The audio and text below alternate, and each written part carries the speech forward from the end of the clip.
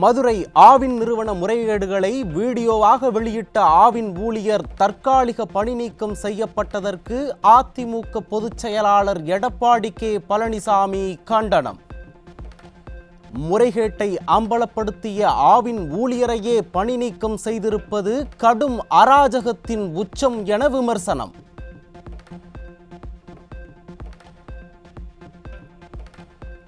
விடியா திமுக அரசின் 40 மாத கால ஆட்சியில் ஆவின் நிறுவனம் படுபாதாளத்திற்கு சென்றுள்ளதாக அதிமுக பொதுச் செயலாளர் குற்றச்சாட்டு. மிக அத்தியாவசிய பொருளான பால் வழங்கும் பொது நிறுவனமான ஆவினில் கலப்படம் என்பது ஒருபோதும் ஏற்றுக்கொள்ள முடியாதது எனவும் காட்டம்.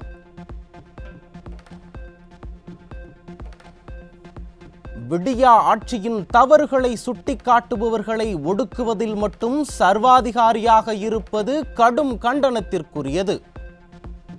உடனடியாக தவறை சுட்டிக்காட்டிய நிறுவன ஊழியரை மீண்டும் பணியமர்த்தவும், தவறிழைத்தவர்கள் மீது கடும் நடவடிக்கை எடுக்கவும் விடியா திமுக அரசுக்கு அதிமுக பொதுச் செயலாளர் வலியுறுத்தல். ஆட்சிக்கு வந்து 40 மாதங்கள் ஆகியும் காலியாக உள்ள மருத்துவ பணியிடங்களை முழுமையாக நிரப்பாத விடியா அரசுக்கு அதிமுக பொதுச் செயலாளர் எடப்பாடி கே பழனிசாமி கடும் கண்டனம்.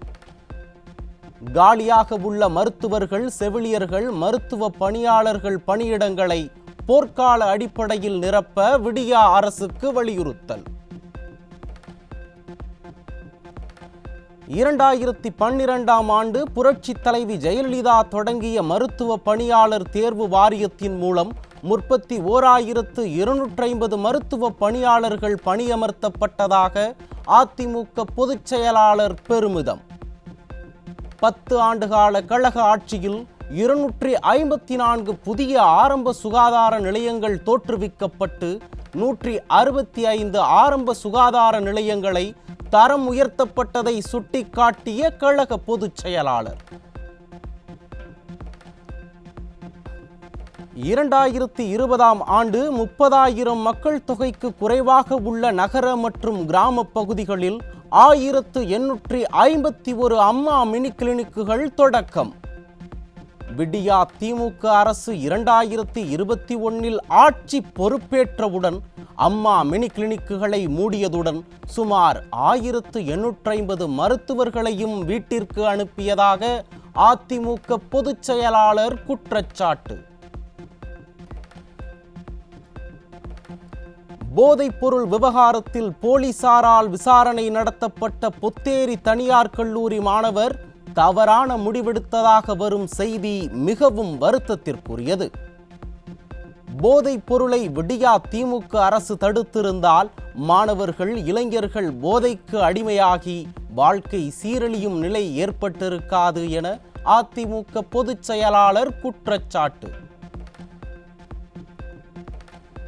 கப்பலோட்டிய தமிழர் வ.உ. சிதம்பரனாரின் 153வது பிறந்த நாளையொட்டி வ.உ.சி. திருவுருவப் படத்திற்கு அதிமுக சார்பில் மரியாதை.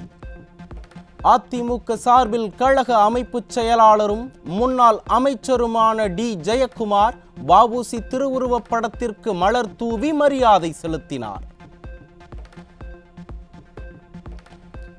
வ.உ. சிதம்பரனாரின் 153வது பிறந்த நாளை முன்னிட்டு தூத்துக்குடி மாவட்டம் ஓட்டப்பிடாரத்தில் வ.உ.சி. நினைவு இல்லத்தில் அதிமுக சார்பில் மரியாதை. வ.உ.சி. திருவுருவ சிலைக்கு அதிமுக சார்பில் முன்னாள் அமைச்சர்கள் தளவாய் சுந்தரம் உள்ளிட்டோர் மலர் தூவி மரியாதை செலுத்தினர். விடியா ஆட்சியில் செயலற்ற நிர்வாகத்தால் 3 கட்ட கவுன்சிலரிங்குக்கு பின்னரும் பொறியியல் கல்லூரிகளில் 35% இடங்கள் காலியாக இருக்கும் அவலம். 3 முறை கவுன்சிலிங் நடத்திய போதும் மாணவர்களிடையே ஆர்வம் இல்லாததால் 65% இடங்கள் மட்டும் பூர்த்தியானதால் பேந்த முழிக்கும் கல்லூரி நிர்வாகங்கள். தமிழக பொறியியல் கல்லூரிகளில் 54,000 மாணவர் சேர்க்கை இடங்கள் நிரப்பப்படாமல் காலியாக உள்ள அவலம்.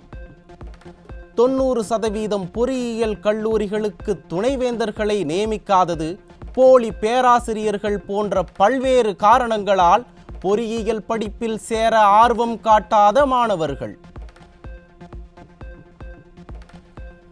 விநாயகர் சதுர்த்தி அன்று அரசு பள்ளிகளில் மாணவர்கள் உறுதிமொழி ஏற்க முதன்மை கல்வி அலுவலர்களின் சுற்றறிக்கையால் சர்ச்சை. பலரும் எதிர்ப்பு தெரிவித்த நிலையில் ரத்து செய்து யூட்டன் அடித்த விடியா அரசு. திருச்சியில் விடியா திமுக ஆட்சியில் கொள்ளிடம் ஆற்றில் அமைக்கப்பட்ட தடுப்புச் சுவர் அடித்து செல்லப்பட்ட அவலம். முழு விசாரணை நடத்தி சம்பந்தப்பட்டவர்கள் மீது உரிய நடவடிக்கை எடுக்க வலியுறுத்தி அதிமுக சார்பில் மாபெரும் கண்டன ஆர்ப்பாட்டம். விநாயகர் சதுர்த்தி உறுதிமொழி பற்றி முதன்மை கல்வி அலுவலர்கள் அனுப்பிய சுற்றறிக்கைக்கு வினோத விளக்கம் கொடுத்த விடியா அரசு.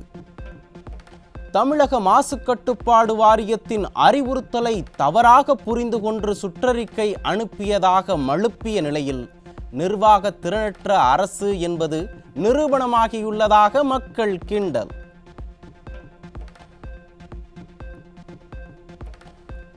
சென்னை கீழ்ப்பாக்கம் அரசு மருத்துவமனையில் உரிய சிகிச்சை அளிக்காததால் பெண் காவலர் உயிரிழந்ததாக உறவினர்கள் குற்றச்சாட்டு. திமுக முப்பெரும் விழாவிற்கான ஏற்பாடுகளில் கவனம் செலுத்தும் சுகாதாரத்துறை அமைச்சர் மாசு தனது துறை மீதும் கவனம் செலுத்த மக்கள் வலியுறுத்தல். வேலூரில் பள்ளி கல்லூரி மாணவர்களை குறிவைத்து வலி நிவாரணி மாத்திரைகளை போதை மருந்தாக விற்ற ஐவர் கும்பல் சிக்கியது.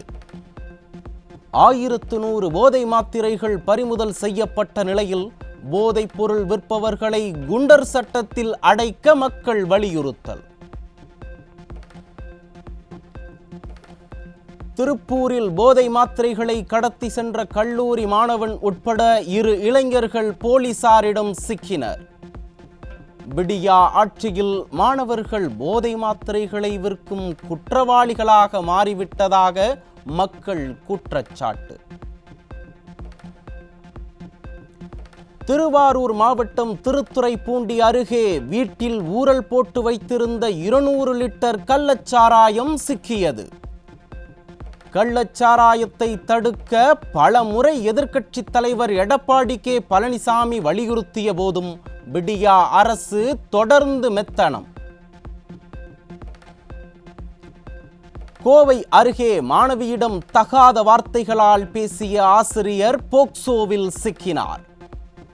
விடியா ஆட்சியில் மாணவிகளை பள்ளிக்கு அனுப்பவே அச்சப்படும் பெற்றோர்கள். கோவையில் பாலியல் வன்கொடுமைக்கு உள்ளான பெண்ணின் தாயிடம் புகாரை பெறாமல் அலைக்கழித்த காவல்துறையினர். பாலியல் புகாரையே ஏற்றுக்கொள்ளாத விடியா ஆட்சியில் எப்படி பெண்களுக்கு பாதுகாப்பு இருக்கும் என மக்கள் கேள்வி. சென்னை அயனாவரத்தில் வீட்டில் தனிமையில் இருந்த 10ஆம் வகுப்பு மாணவிக்கு பாலியல் தொல்லை தந்த நபர் போக்சோவில் கைது. விடியா ஆட்சியில் வீட்டில் தனியாக இருக்க முடியாத அளவிற்கு சட்டம் ஒழுங்கு சீரழிந்து விட்டதாக பொதுமக்கள் விமர்சனம். விருதுநகர் மாவட்டம் நரிக்குடி அருகே ஒப்பந்த பணிக்கான தொகையை விடுவிக்க லஞ்சம் பெற்ற வட்டார வளர்ச்சி அலுவலர் சிக்கினார். விடியா ஆட்சியில் அரசு அலுவலகத்தில் லஞ்சம் தலைவிரித்தாடுவதால் மக்கள் வேதனை.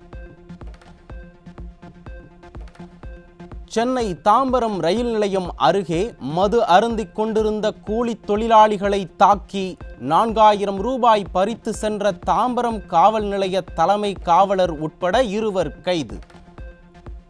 விடியா ஆட்சியில் காவலர்களே கொள்ளைக்காரர்களாக மாறிவிட்ட அவலம். தென்காசி மாவட்டம் புளியங்குடி அருகே மின்வாரிய உதவி பொறியாளருக்கு அரிவாள் வெட்டு. விடியா ஆட்சியில் அரசு ஊழியர்களுக்கும் காவல்துறையினருக்கும் பாதுகாப்பில்லாத அவலம். திருப்பத்தூர் மாவட்டம் வாணியம்பாடி அருகே சூதாட்டத்தில் ஈடுபட்ட திமுக ஊராட்சி மன்ற தலைவர் உட்பட 10 பேர் மீது வழக்கு பதிவு. விடியா ஆட்சியில் ஊராட்சி மன்ற தலைவரே சூதாட்டத்தில் ஈடுபட்ட சம்பவத்தால் கிராம மக்கள் அதிர்ச்சி. நிதி பற்றாக்குறையால் மழைநீர் வடிகால் திட்ட பணிகள் பாதிப்பு என விடியா திமுக அரசு சப்பக்கட்டு. மழைநீர் வடிகால் பணிக்கு பல கோடி ரூபாய் ஒதுக்கப்பட்ட நிதி எங்கே என மக்கள் கேள்வி. விடியா ஆட்சியில் காற்றாலை மறுசீரமைப்பு கொள்கைகளால் காற்று வாங்கும் காற்றாலை மின் திட்டங்கள். 1 மெகாவாட்டிற்கு 30 லட்சம் ரூபாய் மேம்பாட்டு கட்டணமாக செலுத்த வேண்டும் என்பன போன்ற விடியா அரசின் நிபந்தனைகளால் காற்றாலை மின் உற்பத்தி நிறுவன உரிமையாளர்கள் அதிருப்தி. பள்ளி கல்லூரிகளில் நாப்கின் வழங்கும் இயந்திரங்கள் பயன்படாமல் காட்சி பொருளாக இருக்கும் நிலையில் தாமாக முன்வந்து விசாரணைக்கு எடுத்துக்கொண்ட சென்னை உயர்நீதிமன்றம். நாப்கின் இயந்திரம் பயன்படுத்தப்படாமல் இருப்பது பற்றி விடியா அரசுக்கு அதிருப்தி தெரிவித்து வரும் 12ஆம் தேதி விசாரணைக்கு பட்டியலிட பதிவுத்துறைக்கு உத்தரவு. காவிரி வெண்ணாறு நீர்ப்பாசன விரிவாக்க திட்டத்திற்காக ஆசிய வளர்ச்சி வங்கியில் 1825 கோடி ரூபாய் நிதி கடன் பெற மத்திய ஜல்சக்தி வாரியத்தின் ஒப்புதலை பெறாமல் 3 ஆண்டுகளாக விடியா அரசு அலட்சியம். கருணாநிதி பேனை சிலைக்கு 30 நாளிலும் நாணய வெளியீட்டிற்கு 3 நாளிலும் அனுமதி பெற்ற பொம்மை முதல்வர் டெல்டா விவசாயிகளின் வயிற்றில் மட்டும் காய்ச்சிய ஈட்டியால் குத்துவது ஏன் என மக்கள் கேள்வி. 40 வயதிற்கு மேற்பட்டவர்களின் கண் பார்வை குறைபாட்டிற்கு கண்ணாடி அணியாமலேயே தீர்வு தரும் புதிய சொட்டு மருந்து விரைவில் அறிமுகம். சிறு எழுத்துகள் தெரியாமல் தடுமாறுபவர்களுக்கு 15 நிமிடங்களில் தீர்வை தரும் பிரஸ்பு கண்ணாடி மருந்துக்கு இந்திய மருத்துவ ஒழுங்குமுறை ஆணையம் அனுமதி.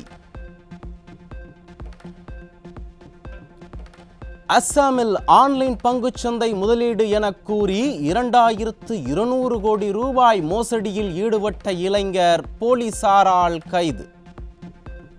பகட்டான உடை, நுனிநாக்கு ஆங்கிலத்தை மூலதனமாக வைத்து 60 நாளில் 30% லாபம் என ஆசை காட்டி மோசடி செய்த 22 வயது இளைஞரால் முதலீட்டாளர்கள் தவிப்பு. ஹரியானாவில் தூய்மை பணியாளர் பணிக்கு 46,000 பட்டதாரி இளைஞர்கள் விண்ணப்பித்ததால் அதிர்ச்சி தகவல். பட்டப்படிப்பு முடித்த பின்னரும் வேலை கிடைக்காமல் நாட்டின் இளைய சமுதாயம் தவித்து வரும் நிலையில் இந்தியா ஒளிர்கிறது என காதில் பூ சுற்றும் மிஸ்டர் 56 இன்ச் அரசு. படுக்கையில் செல்போனை வைத்திருக்கும் இளைஞர்களின் தூக்கம் கெடும் என ஆய்வில் தகவல். செல்போனில் இருந்து வெளியாகும் நீல ஒளி தூக்கத்தை கெடுக்கும், அறிவுத்திறனையும் பாதிக்கும் என ஆய்வில் கண்டுபிடிப்பு.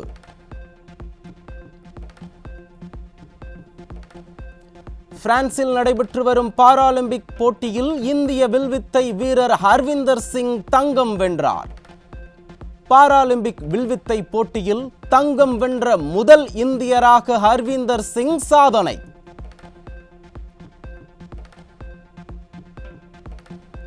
பிரான்ஸ் பாராலிம்பிக் போட்டியில் பதக்கங்களை வென்று குவிக்கும் இந்திய வீரர்கள். பதக்கப்பட்டியலில் 5 தங்கம் உள்ளிட்ட 24 பதக்கங்களுடன் 13வது இடத்திற்கு முன்னேறி இந்திய அணி சாதனை.